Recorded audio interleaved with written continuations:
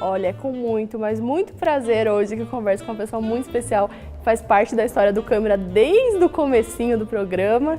E hoje sobre um assunto que está extremamente em alta e eu espero que esteja cada vez mais, que é a diversidade, né, professora? Tomara, né? Tomara que cada vez mais a gente fale sobre isso e não só fale, mas também viva.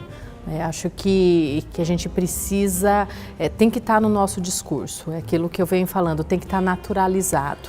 A gente muitas vezes ao falar em diversidade, falar em inclusão, a gente pensa, puxa vida, o porquê? É óbvio, o primeiro momento, chamar a reflexão, mas eu acho que já é chamar a reflexão, mas também naturalizar o tema, naturalizar a forma como eu enxergo o diverso, a forma como realmente eu estou incluindo e a forma como eu sou enquanto ser humano, né? Porque todos nós somos diferentes, mas é que alguém condicionou a um algo padronizado e é nesse padrão que a gente rompe qualquer coisa, né? E aí acho que causa esse estranhamento e faz a gente ter que falar de diversidade. Por exemplo, de pessoas com deficiência, o autista, síndrome de Down, né, o cadeirante, deficiente auditivo, deficiente visual e inúmeras outras. São pessoas que precisam de uma atenção para algumas situações. A gente precisa reconhecer que essas pessoas são as suas competências e as suas entregas que contam.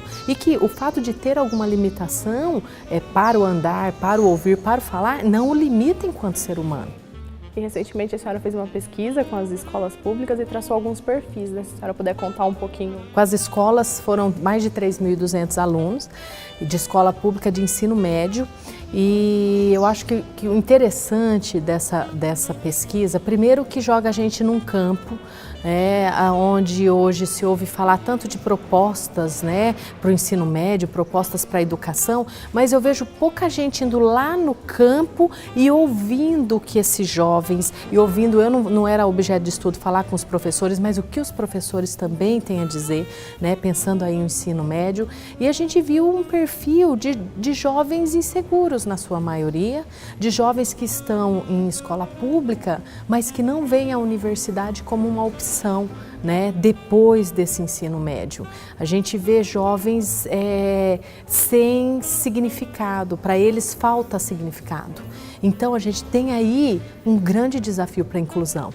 Como falar, né, para jovens de escola pública que a universidade pública seria o próximo passo deles, sendo que muitos desconhecem a própria universidade. Falar de inclusão, né, e também diversificar para aqueles que nem sabem que são aqueles que precisam estar incluídos e seriam os diversos.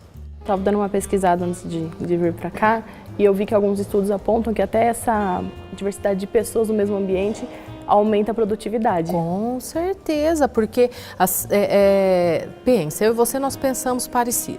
E aí o que acontece? Quando a gente senta, a gente vai falar das mesmas coisas, porque nós duas pensamos igual. Agora, se a gente abre aí para outras vivências, para outras experiências, a gente começa a falar, puxa vida, eu não tinha pensado nessa perspectiva. Eu acho que a diversidade vem para romper isso, essa homogeneização. A gente tem que entender que é aí no heterogêneo, no diferente, que a gente se abre para ouvir coisas novas. Inúmeras pesquisas já colocam isso como fato, né? A diversidade contribui significativamente para a produtividade, né? Para o aumento da produtividade. Quanto mais se fala disso, mais se empodera o discurso, mais eficaz se torna o processo. Se a gente pensar em políticas, principalmente as políticas LGBT, nós temos muitas pessoas que não assumem a sua orientação sexual e sofrem com isso, né? E sendo que deveria ser natural. Por quê? Se a gente pensar relacionamentos homossexuais, hoje nós não temos, no caso de falecimento de um dos parceiros do mesmo sexo, a liberação. Muitas vezes a pessoa nem fala porque ela fica com receio. Se ela está numa empresa fechada, numa empresa que não reconhece, nós até ouvimos isso no nosso evento aí, então o que nós estamos falando? As empresas precisam entender isso, né? As pessoas que estão na empresa precisam tratar isso e a gente precisa de política, né? Políticas e práticas dentro da empresa que naturalizem isso. Agora sobre o evento maravilhoso, só elogios ao evento que teve recentemente. No ano que vem, a senhora já tem a data para o próximo. Pois é, a gente já, na verdade, fomos obrigados já a sair com o 3º encontro de diversidade e inclusão. E aí a gente colocou agora mais para o final de agosto, no dia 29 de agosto, né, uma quinta-feira de 2019, porque realmente é um tema assim que todo mundo abraçou, né? É um tema criado, um evento criado para jovens universitários e que teve aí o interesse da comunidade como um todo, das empresas locais e não locais, porque São Paulo também veio bastante, né? Mas assim, o bacana desse evento é que o principal objetivo era mostrar para os alunos, e isso reverberou bastante na fala das empresas. As empresas falaram assim, olha, a gente está falando disso tem 2, 3 anos, já fora já no campo de trabalho. Vocês estão tendo o privilégio de ouvir isso ainda enquanto alunos. Então a gente começa a sensibilizar os futuros profissionais. Já vai para o mercado de trabalho. Para irem para o né? mercado de trabalho com a cabeça aberta para esse tema, sem os nossos vieses inconscientes, né? É óbvio que eles nunca vão deixar de existir totalmente, mas que a gente pelo menos atenue. Diversidade promove esse discurso, né? Inclusão promove isso.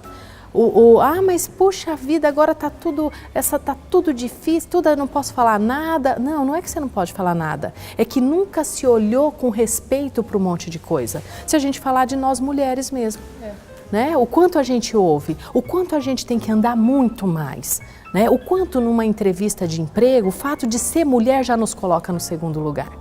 Ah, não, mas as mulheres vão dominar o mundo. Não, a gente não quer mulher dominando o mundo. A gente quer a mulher sendo respeitada na condição de humana que ela é. Nós não estamos aqui para disputar nada. Nós estamos aqui para ser respeitadas. E piadinhas que não façam sentido, com certeza vão nos ofender. E não é mimimi, é questão de respeito. Professora, com essa aula, olha, eu não vou falar mais nada. Muito obrigada, viu? Fique com essa aula. Obrigada, imagina, eu que agradeço estar aqui, poder falar para vocês um pouquinho. Tem uma frase que eu gosto sempre de falar, o bom profissional é consequência do bom humano que nós somos. Então, que sejamos bons humanos, à procura de emprego, na recolocação de emprego ou em qualquer situação, porque o bom profissional é consequência. Que a gente possa trazer isso que eu acho que vale a pena e a gente nunca vai sair perdendo. Obrigada. Tá bom? Eu que agradeço.